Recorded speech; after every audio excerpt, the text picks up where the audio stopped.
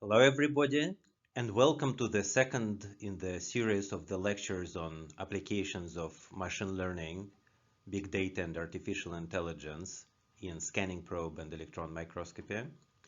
So this lecture is going to be dedicated to some application of the supervised learning in scanning probe microscopy, specifically applications towards the spectroscopic and hyperspectral imaging. So my name is Sergey Kalinin. I work at the Center for Nanophase Material Science, and my colleague and co-conspirator in this case is Stephen J. So in this lecture, we are going to talk about two topics. One is the supervised learning in scanning probe microscopy, which would be illustrated on the example of the neural network recognition imaging of bacteria. The second topic we are going to talk about is the supervised learning for physical model matching. So in other words, can we use the physical model to train our neural network and then use this trained network to recognize the experimental data? And I will show you two examples of this work, one for reconstruction of the Ising model behavior and another for the analysis of the relaxation time distributions in ferroelectric relaxors. So let's start with the example of the recognition imaging of bacteria. So what you see on this slide is a problem that we encountered about 10 years ago when some of our colleagues came to us at the Center for Nanophase Material Science and asked us a question. So they have two types of bacteria, M. lysodaticus and P. fluorescens. They're remarkably different. So one of them is gram-positive, spherical and aerobic. Another one is gram-negative, rod shape and also aerobic. And the question was, can we measure the electromechanical properties of this bacteria in solution? So in other words, what we want to do is to take the bacteria, put the scanning probe microscopy tip in contact with it, and see how it wiggles. So it's almost like a Luigi Galvani experiment with a frog leg, except that we want to do it with a single bacterial cell. The second question was that, okay, if we start to look at this bacteria in the solution, we can see that some of them have a very well-defined shape. So this one is clearly rod-like, and this one is clearly spherical. But a lot of other bacteria that you see here, they have a much less defined shape. So for example, this one is probably spherical. This one is kind of rod-like, but we are not sure anymore. And for this bacteria, which kind of move during the imaging, we are not even sure what exactly they are. So the second question we asked is, can we use the difference in the electromechanical properties to distinguish this bacteria based on the single point measurements rather than shape? So in other words, can I put my tip somewhere on the surface, do the measurements here, here, here, or here, and based on the electromechanical response, figure out whether this is a bacteria type 1, bacteria type 2, or background. Let's see how it works.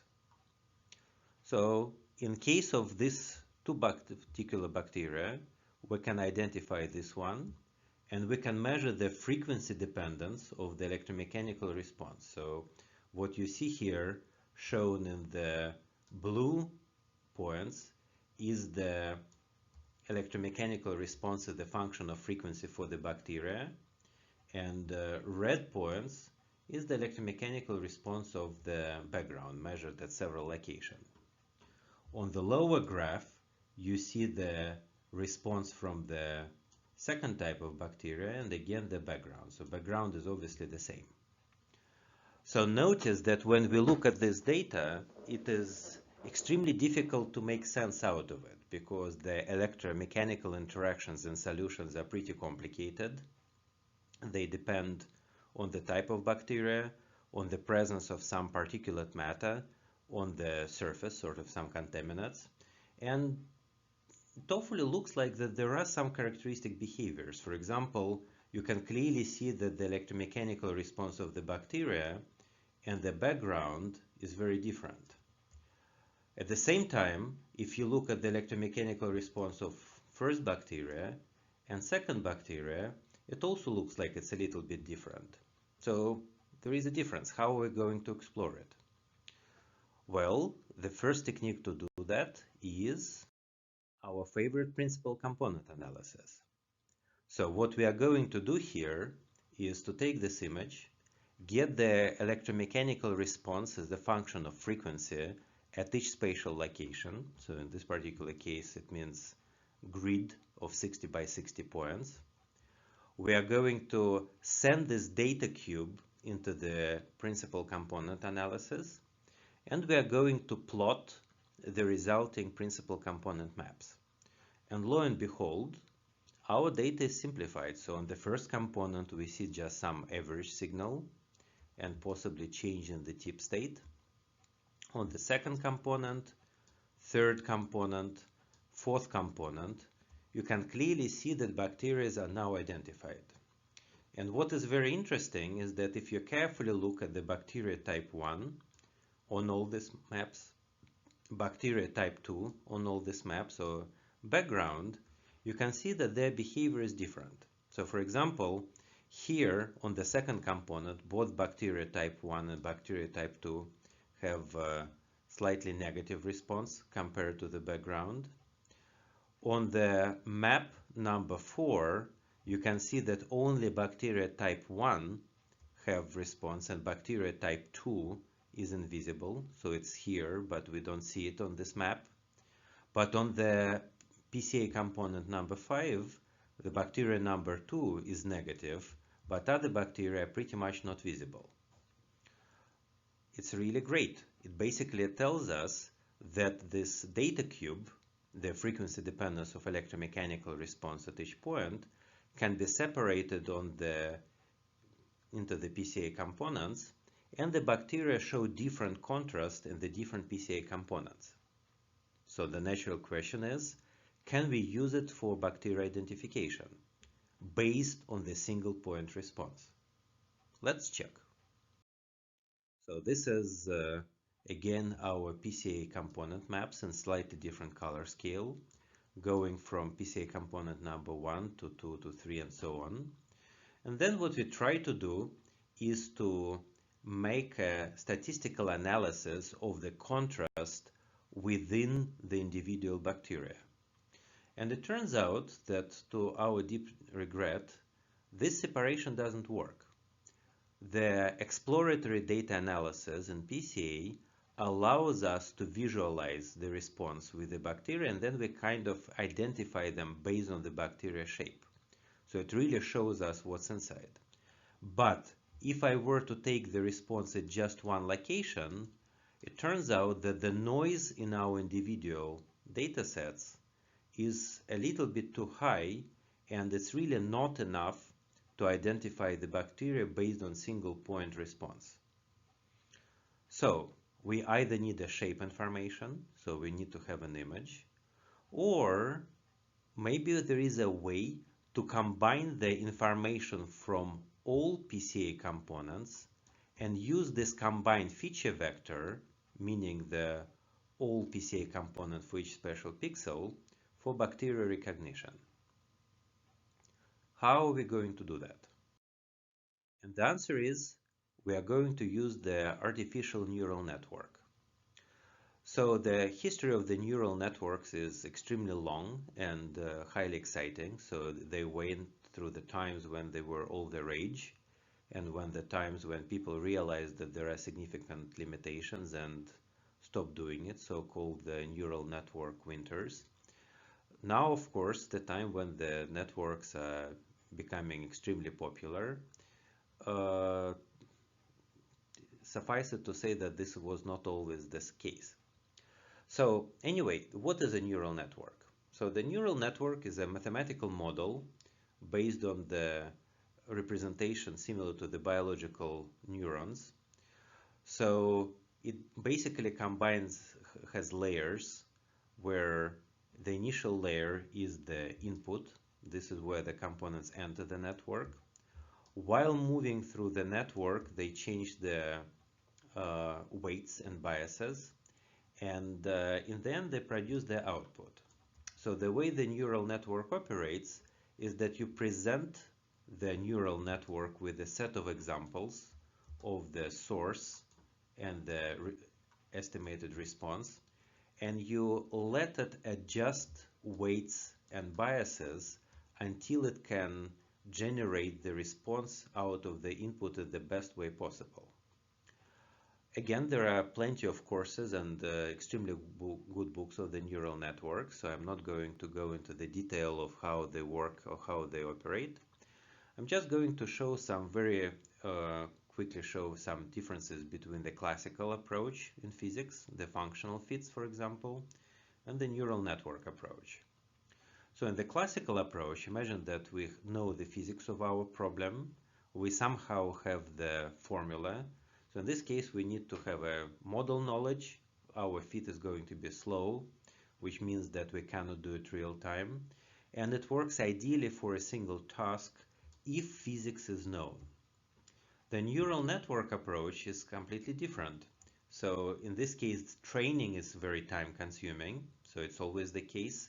Networks work fast, but training network works slow. It can be implemented in real time. So this is something that we started to do quite a while ago, and this is something that becomes more and more important with time. And it's ideal for multiple similar tasks. So in our case, it's great for the analysis of the scanning probe microscopy data. So how are we going to use the neural network for bacteria identification? And the answer is very simple. What we are going to do is we are going to take the PCA components for bacteria that we know as the inputs to the neural network, and the type of bacteria is going to be the output. So this is a simple supervised classification problem. We have the feature vector, meaning PCA components coming in. We have a class of bacteria, class 1, class 2, or substrate as an output. So this is how we train the network, and then we send the unknown image into the network and see how the individual pixels are identified. The overall scheme for this recognition imaging or supervised bacteria identification looks like this. We have our scanning probe microscopy setup. We have the band excitation input. We do the inverse Fourier transform to get this parallel frequency-dependent signal. We send it to scanning probe microscopy tip in contact with the surface at the single location. We measure the output, do the Fourier transform at each location, and we repeat these measurements over the rectangular grid, and we have this three-dimensional spectral image data. So this is our data cube.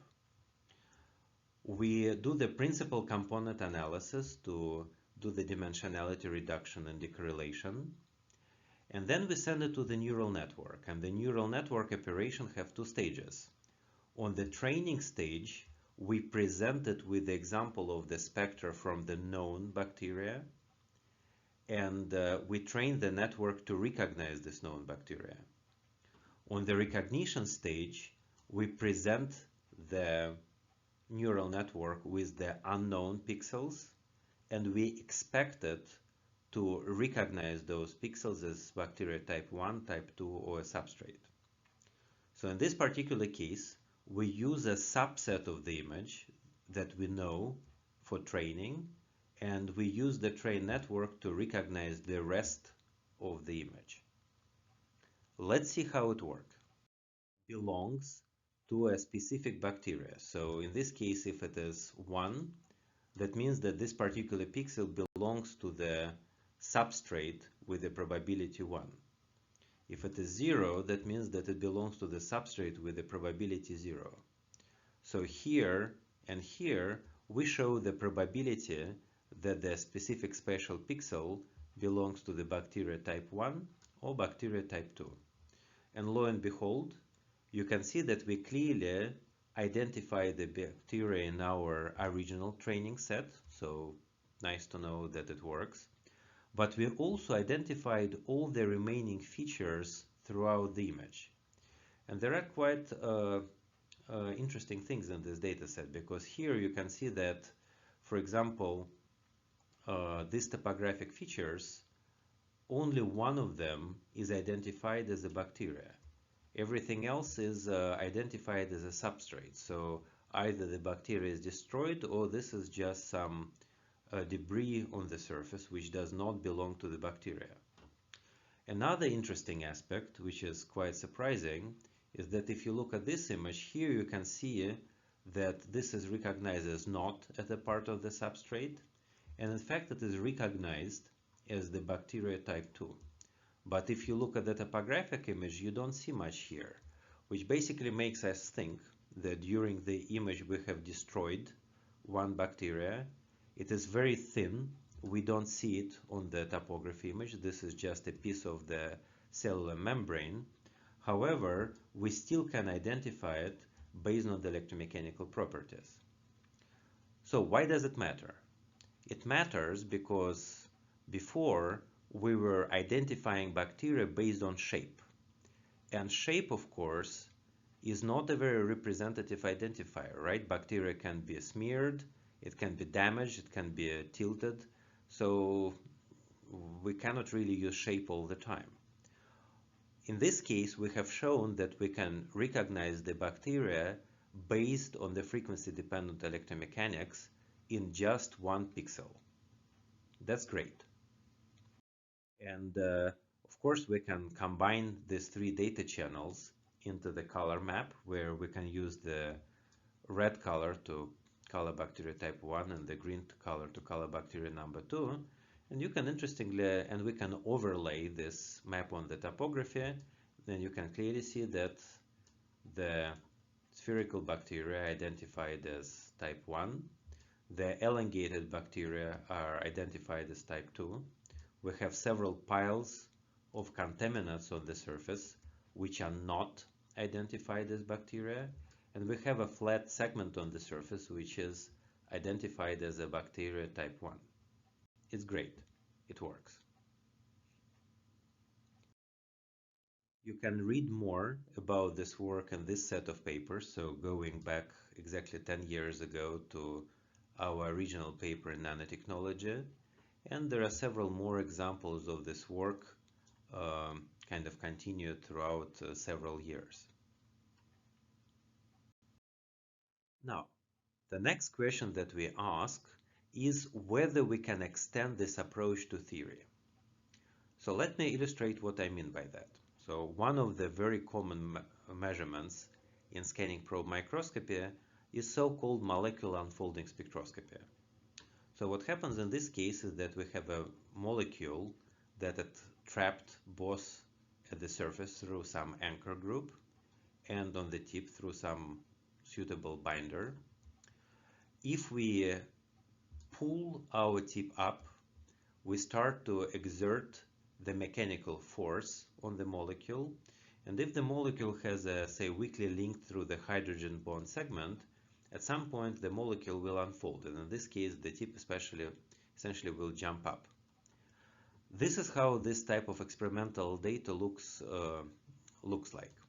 So the green curve is the approach curve. This is when our tip approaches the surface.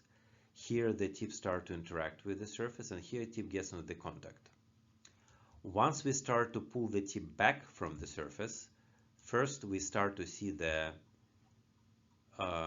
adhesion, and then we see a jump, so the tip becomes free. And now you can start to see this small jumps here. So each of those jumps correspond to the unfolding event. And it turns out that if we do these unfolding measurements, we can learn quite a lot from them. We can learn kinetics and thermodynamics of single molecule reactions. We can learn the statistical physics of macromolecules. We get some insight into molecular dynamics in the solution. So the question is, can we use the same approach and repeat the success of molecular unfolding spectroscopy for probing bias and temperature-induced transitions and reactions in solids? So if you looked through the course on the piezo response force microscopy, we have a somewhat similar setup. So we have our tip, we put it in contact with the surface, we apply bias. So rather than applying force as in unfolding spectroscopy, we apply bias. The application of the bias causes the electrochemical reaction or ferroelectric polarization switching, and we can measure the signal as the function of the bias. So we measure a hysteresis loop. So at the first glance, there is a very deep similarity. So in one case, we measure the approach retract hysteresis. In another case, we measure electromechanical hysteresis. So maybe we can learn something about the kinetics and thermodynamic of the tip-induced process. But there is a big difference. And the difference is that when we do the unfolding spectroscopy measurements, we essentially have a binary situation. Either our tip will bind the molecule, and in this case the unfolding curve will show this unfolding events, or the tip will not bind the molecule, and in this case we don't see anything at all. In other words, we have only one signal special channel in which the information is concentrated. We also have the analytical formula that allows us to analyze this type of data. Once we deal with the tip-induced electrochemical reactions or ferroelectric switching, this approach doesn't work anymore, because in this case, the useful information is not concentrated in one spatial channel. If our tip is directly on the defect, we'll measure some response. If we shift the tip laterally, we still will measure some response, and only if we are sufficiently far from the defect, we are going to not measure anything. So we have multiple spatial channels. We typically have very low signal-to-noise ratio, and generally we don't have any analytical formula. Also, our signal formation mechanism is generally nonlinear, and that means that the linear unmixing methods that I talked about in the first lecture and we are going to talk about in the forthcoming lecture cannot really help us here. So the question is, can we use the same approach based on the neural networks? So this is the concept of the functional recognition imaging, which in the most general form can be formulated as following. Let's start with some specific identifiers of the material. So this can be material properties, elasticity, ferroelectricity, whatever, and functionality.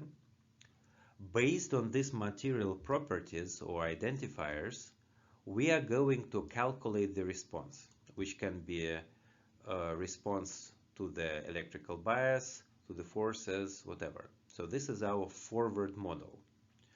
Once we have the output of this forward model, for a broad set of material properties, we are going to use the dimensionality reduction to decorrelate these responses, and we are going to train the neural network using the decorrelated material behaviors as the input and the material's functionality as the output. So in this case, this is our forward physical model for which we have mathematical formula or numerical solution. However, we don't have the inverse model. We cannot take this data and somehow magically recover this data. However, we have a neural network that is trained to recognize the identifiers given the dimensionality reduced properties. Once we train the network, we are going to take our experimental data, we're going to reduce dimensionality, so we need to do it self-consistently. So for example, we can use the projection on the basis functions determined from theoretical model. We are going to send the same feature vector to the neural network, and then the neural network is expected to provide us with the properties of the material. So we train the network using theory. Once the network is trained, we use it to analyze the experimental data. Does it work? So in order to find out whether it works or not, we need to choose a simple physical model, or to be more precise, we need to choose an appropriate physical model. However, the important thing here is that if we want to train a neural network, we actually need to have a lot of forward modeling. That's actually one of the first things that you learn when you start to apply the neural network to the experimental or theoretical data, is that all of a sudden you start to need much more theory. So to do a forward prediction, you need to do the modeling one time. To train the neural network, you need to do it hundreds and thousands of times. So the more times you do it, the better your network would be trained. So practically it means that since we are experimentalists and not theorists, we really need to choose a very simple model, and the simplest model we have chosen that still fits the physics of phenomena we want to study is the random bond random field Ising model. So what happens in this case is that we have an energy of the system, or Hamiltonian, which is a sum of two terms. One defines the interaction of the spins with its neighbors through the exchange integral Jij, and the second is the local field. So each site has a random field associated with it, and then there is a global field which is applied to the whole system. So this is our free energy in this random bond random field model. So we use the Glauber dynamics to describe the dynamics of this lattice model. And we define three parameters. So we define the exchange integral, random bond disorder, so there is some noise associated with this J, and random field disorder. So both delta J and delta H have the Gaussian distributions. So it's a simple model, and it turns out that it actually reproduces the hysteresis loops remarkably well. So for example, we can use this model and calculate the hysteresis in magnetization as a function of the field for several characteristic values. So for example, if our J is 1.5 and the H is equal to 7, then our hysteresis loop looks like this. If our J is equal to 3 and the H equal to 13, our hysteresis loop goes like this. And there is one more example here. We are going to project it on the eigenvectors that we got through the PCA. We are going to send it to the neural network, and hopefully we are going to recognize the parameters of the unknown material. So the first thing is, how do we construct the training set? And the answer is, we spend a lot of time doing it. So basically we say that, look, we are going to calculate the families of the hysteresis loops for values of J0 going from negative to positive. So delta J and delta H are noise, they can be only 0 positive, so we do that. These are just few examples of the hysteresis loop from this training set. So for example, this is how it looks like if our J is 0, delta J is 0, and we just change the random field component. So in this case, we don't have any hysteresis, we just have a hysteresis representing the field disorder. This is what happens. We have the random bond component, so we start to have a nice looking elliptical hysteresis loops. This is what happens if we have sufficiently large J and a little bit of the random field disorder. In this case, the hysteresis loops are almost square. And this is what happens, for example, if the J is -1. So in this case, the material becomes essentially anti-ferroelectric and anti-ferromagnetic. So if you look at the hysteresis loop in this slide, first of all of them make sense. And second, you can see that Ising model is a very simple model, has only 3 parameters, but it can basically represent any type of the hysteresis loops: the closed one, the open one, the anti-ferroelectric one, the smooth ones, the square ones. So we have all the varieties. So the first thing is to create this data set, train the network, and check if the network can recognize itself. So in other words, would it work for the data on which it is trained? And the answer is, of course, it does. And this is the few examples when we train the network in the cubic parameter space when all three components are changing. And then we compare the real value of the J, so this is the ground truth, with the value that we learn from the neural network based on the shape of the hysteresis loop. And in this case, the dispersion corresponds to the unknown parameters. So this is delta H and delta J that we don't know. So this is the same type of analysis for the random field disorder. So again, it can be recognized reasonably well. And we can represent this data in slightly different form using the kind of normal error surface to figure out in which regions of the parameter space the error is particularly egregious and where the error is okay. And it looks like that in the biggest part of the parameter space, our error is actually of the order of several percent. And this is actually remarkably good. So at that time, we didn't know how good it is because it turns out that in many cases the neural network recognition tends to come with larger errors.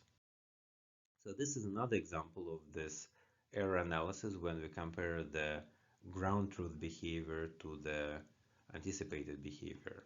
And this is another example of the error surface in the parameter space that shows up that pretty much everywhere the model behaves extremely well.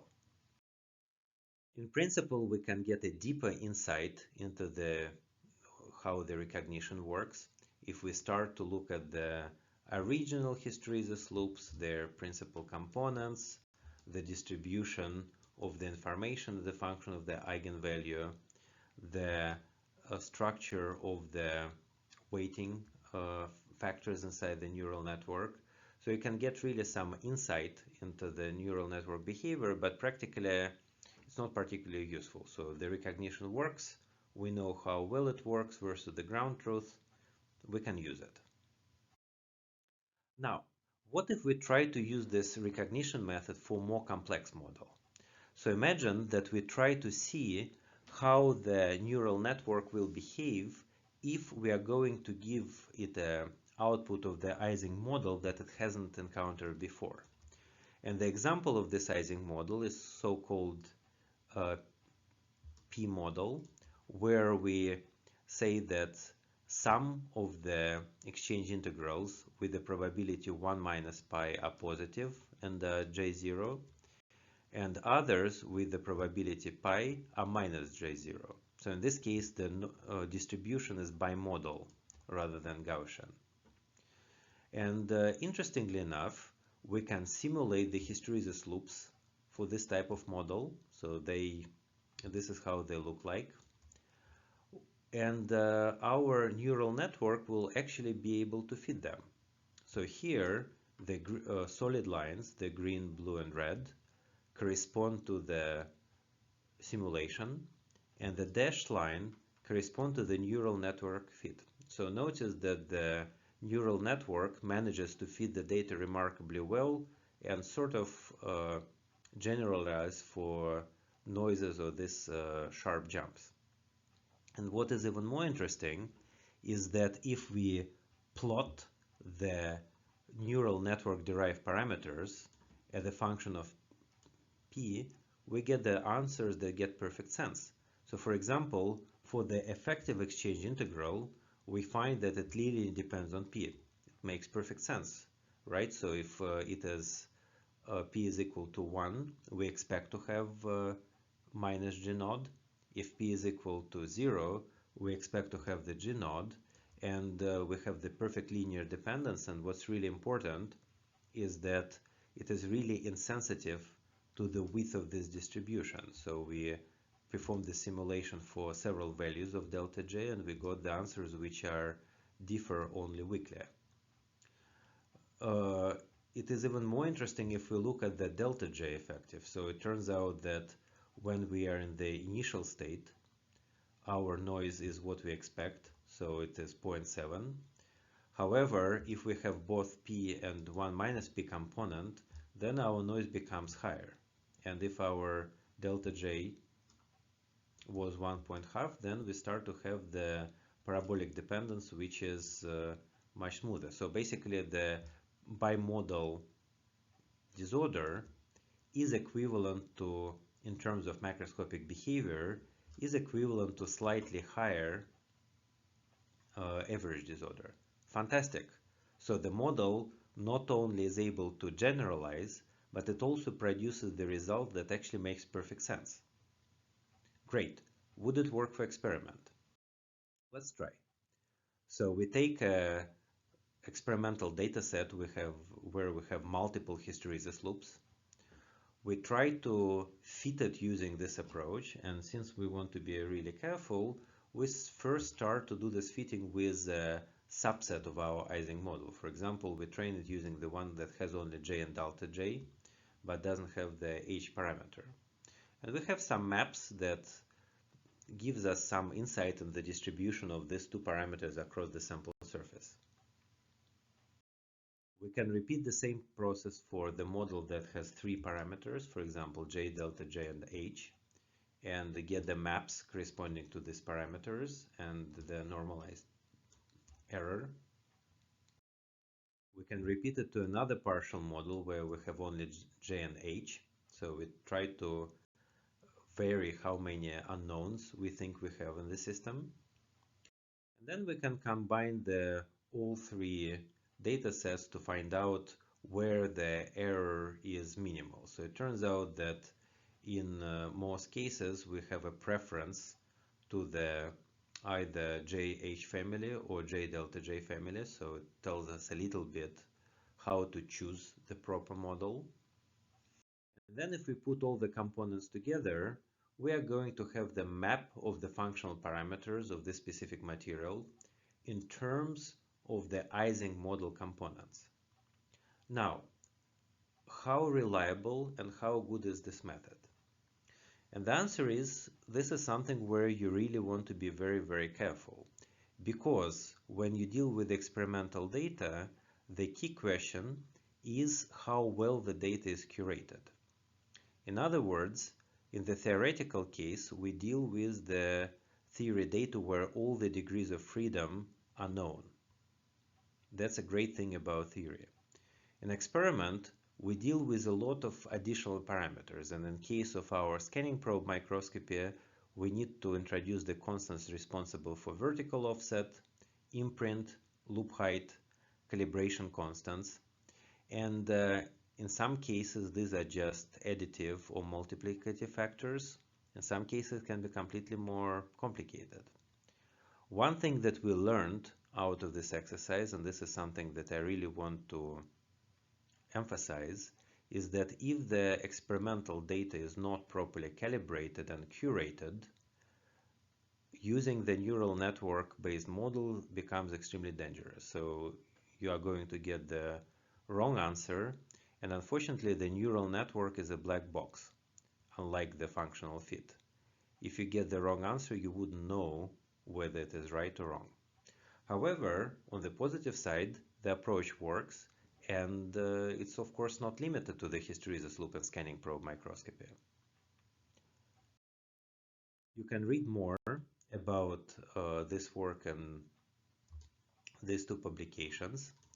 And now let me show you a second example of applications of the neural network based recognition imaging, in this case for the analysis of the relaxation of the ferroelectric relaxors. So these materials are very exciting because they have unique macroscopic properties, so very high dielectric constants, very broad relaxation time distributions. They're very useful because of strong electromechanical response. They're used in sonars and medical imaging and so on and so forth. And what's interesting is that they have interesting structures on multiple length scales. So on the nanometer scale, they're extensively studied by the scattering methods like neutrons or X-ray. And it turns out that they have some nanoscale inhomogeneity that shows as a broadening, waterfall structures in the phonon spectra and so on and so forth. On the macroscopic scale, they of course are studied by the classical methods like impedance measurements or dielectric spectroscopy. And the area in which me and my colleagues were interested in was the mesoscopic scale. So what happens between the 10 nanometer and 10 micron length scale. So this length scale is of course not accessible macroscopically, it's too small, but it's also not accessible by the scattering methods because it's too large. So question is, what happens in terms of time, field, and temperature responses on these mesoscopic length scales? So this is the area where our favorite technique, the piezo response force microscopy, becomes very, very useful. And these are a few examples of the surface domain structures in this material.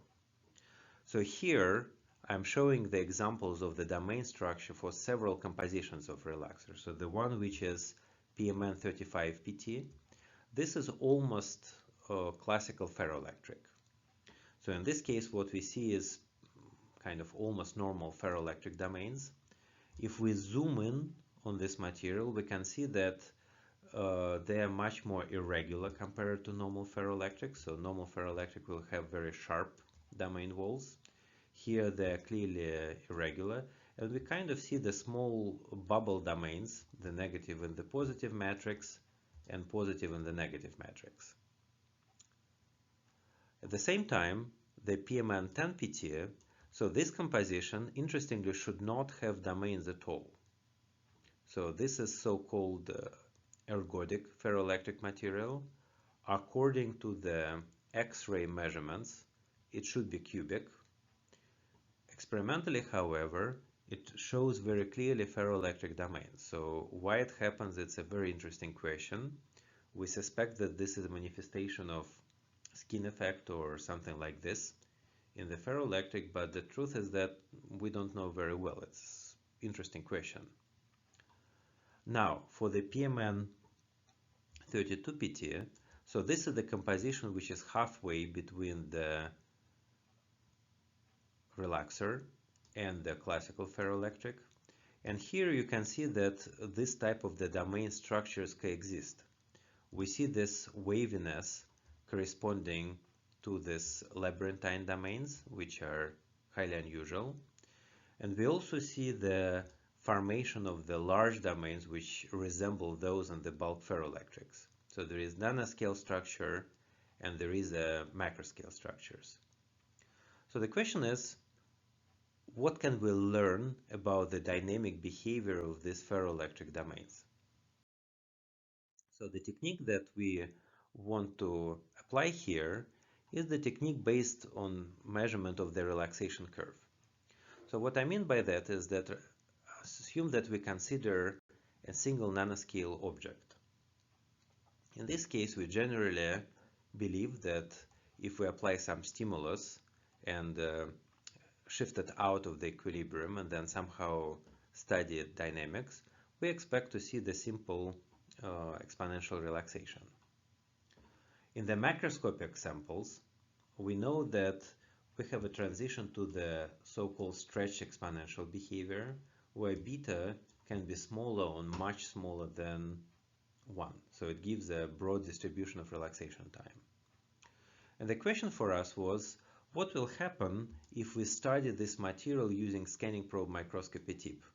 So on the one hand, we study it on a very small length scale. So the length scale of our SPM probe is comparable or can be smaller than the size of the individual domain or nanodomain. But at the same time, these domains are not isolated like here. They're actually in the matrix of other domains. So the question is, how would the relaxation behave in this case, and how would it vary from point to point?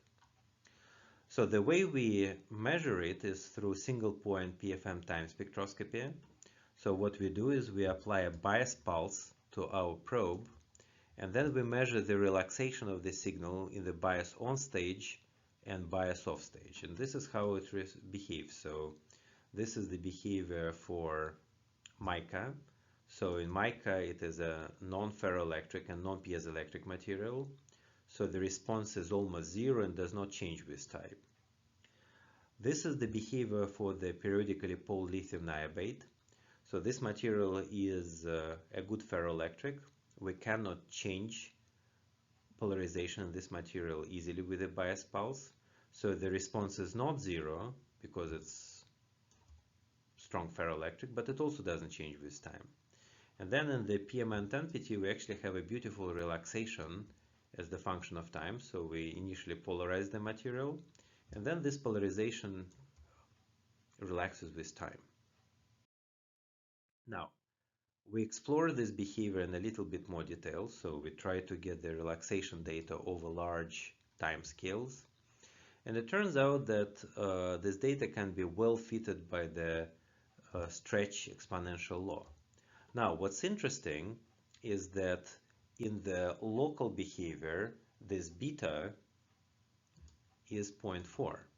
In the macroscopic behavior, the beta is 4 times smaller, which basically tells us that the relaxation time distribution in the macroscopic case is much broader than in the local case.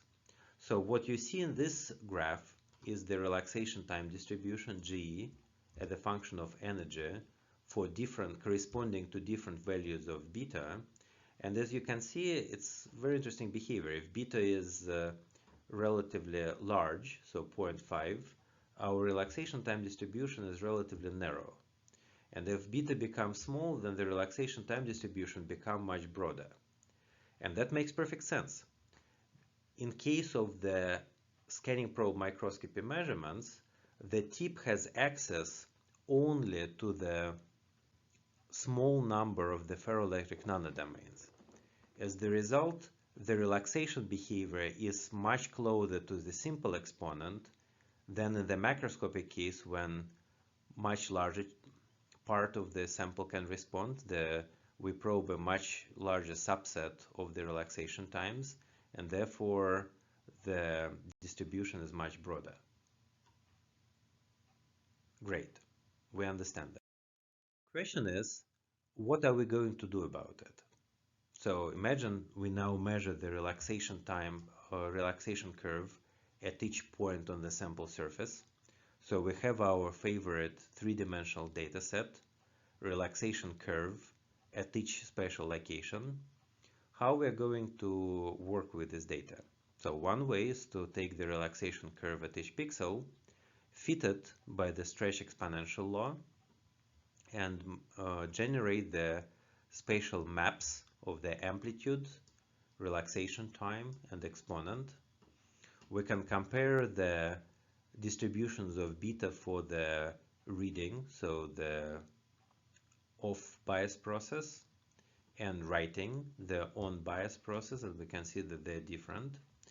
So this data shows that there is some mesoscopic dynamic heterogeneity in this property. So the relaxation depends on position. And we can also see some features in this data. So there are some 100 nanometers type regions which show the similar behavior. That's interesting because this is roughly the same length scale at which we observe these labyrinthine structures. Problems, however, is that these images are correlated. When we do the functional fit, our parameters are not independent, turns out. They're strongly correlated. Also, we don't necessarily know the physical meaning. So, okay, the parameters R and tau kWw and beta, they have a meaning insofar they are part of the using the formula, but what exactly they mean physically in terms of material? Times the G. We calculate the theoretical relaxation curves.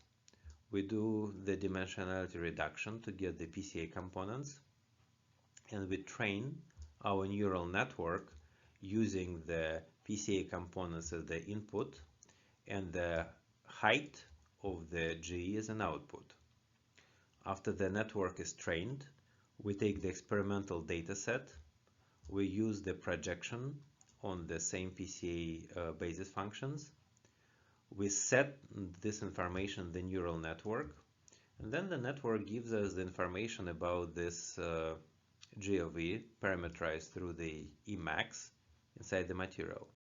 And it works. We got a map that shows us the distribution of the mesoscopic dynamic heterogeneities in the ferroelectric relaxors, parameterize through a single parameter, the parameter defining the distribution of the relaxation time. And we can clearly see that we have a distribution of mesoscopic hot and cold spots inside this material. So not only these materials are disordered in terms of the static domain structure, they have an appreciable distribution of the mesoscopic dynamic behavior. So that's really interesting, and now we get a way to measure it and quantify it. You can read more about this work in these several publications. So the mapping of polarization dynamic in PM1PT, analysis of the dynamic heterogeneities, and analysis of surfaces, and so on. And some additional work using the neural network and big data techniques can be found here. Now the question is, what's next?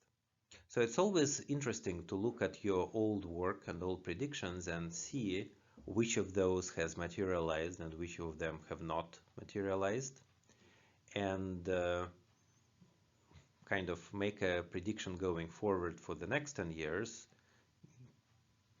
keeping in mind the progress in the preceding 10 years. So about 10 years ago, my friend Steven and myself basically said that, look, there is clearly a lot of potential in studying the hyperspectral, three-dimensional and more complex data sets. And at that time, we had the band excitation and switching spectroscopy PFM as the primary techniques.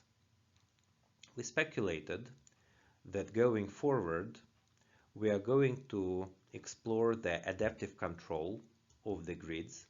So we really do not need to scan the full parameter space in terms of X, Y, and energy. There is only the small subset of the elements in this parameter space that contain the information that we're interested in. We really need to control our scan and real space. We need to develop the adaptive control of spectroscopy based on the data compression and control. And we really need to control the trajectories of our probe. And this is something that we actually started to do. And in the forthcoming publications, we will show you some of those developments. Now, what are the predictions that we are going to do now? So the idea is that once we deal with the hyperspectral, so three-dimensional, high-dimensional images, there is a lot of information that is contained to them and which we will strive to extract. So there are several ways we can look at this type of data set. So one way is to analyze the spectra at single point, ignoring the spatial correlation in the image plane. So here we start with the direct measurements. So what we see is what we get, the force distance curve, the hysteresis loops, whatever. Our next step in analysis in terms of complexity is the functional fits. For example, if we know the physical model, we aim to apply it to our data to extract these parameters. The next step is the regularized fits. So we try to apply the functional fit, but we add the cost for the spatial variability on the sample surface. And going forward, we plan the adoption of the Bayesian inversion methods, which allow us to understand how likely are our outputs. And my colleague Rama Vasudevan, going further, is going to give you an example of the Bayesian inversion method as applied for the current voltage measurements. Now, the second axis at which we can explore the progress of the data analytic methods is images. So traditionally, we think about images as something that we interpret qualitatively. So we see a bacteria, we see a defect, or what's not. Doing it in a little bit more systematic fashion is going to lead to the feature extraction. For example, we see atoms on the image. We want to learn where these atoms are, what are their coordinates. Going further, we adopt the deep learning techniques that allow us to do it in a more systematic and more universal manner. And then finally, physics-assisted deep learning, when we compare the image with the known physics of the model. And this can be something as simple as, okay, atoms are supposed to be protrusions, or it can be the pretty advanced DFT models that give us some idea of what the local electronic density of state can be. Now, if we combine these two directions, so we are not limited to analysis of single point spectra or two-dimensional images, we can analyze the data cubes in its entirety in the holistic way. And this is the case when we start to work with things like the linear unmixing, for example, for the 3D force volume datasets, the nonlinear physics-based analytics based on the constrained and regularized fits, when we explore the correlation both in the XY space and in the parameter space, and finally the nonlinear information theory methods, including manifold learning and so on and so forth. So this is just a general roadmap. The question is, what precludes us from doing it right now? And the answer is actually only ourselves. So this is the figure illustrating the evolution of the method kind of bottlenecks in data analytics with time. So in 1985, when the AFMs were invented and become popular, the biggest barrier for people to start using them was merely the availability of the instrumentation. So at that time you could not buy an AFM or STM, you had to build it. So that was the problem. 10 years later, the commercial AFMs were already broadly available, so it's not a problem to get a microscope. In fact, you can buy it. However, even at that time, the microscope could generate so much data that we didn't have enough computational capabilities to analyze it. In 2010, we get to the point that, okay, the microscopes can generate data. We have the sufficient amount of the computational firepower to analyze that. The problem, however, is how you connect the microscope to the computer. So if you do the full data capture, that's not what the normal microscope will do. You really need to set up the system that allows all data to be captured, stored, and analyzed. So the limit was the interface between your microscope and the computer. And now in the year 2020, the problem is just a human. So the microscopes are powerful and can generate a lot of data. We have the access to the cloud-based and large data capabilities. So what stops us from adopting these techniques broadly is the human barrier. If we don't know how to use these big data tools, we cannot use them for data analytics. If we don't know our specific physical or material science application, we cannot do it as well. But that also means that now is an extremely exciting time to get into this field. So if you want to learn more about these applications and how the microscopy can be used in conjunction with the big data for solving material science problems, you're welcome to read these publications. So some of them are reviews, some of them are opinion pieces, some of them talk about why do we need the microscopes with a high resolution, so what can it give us in terms of understanding physics and chemistry.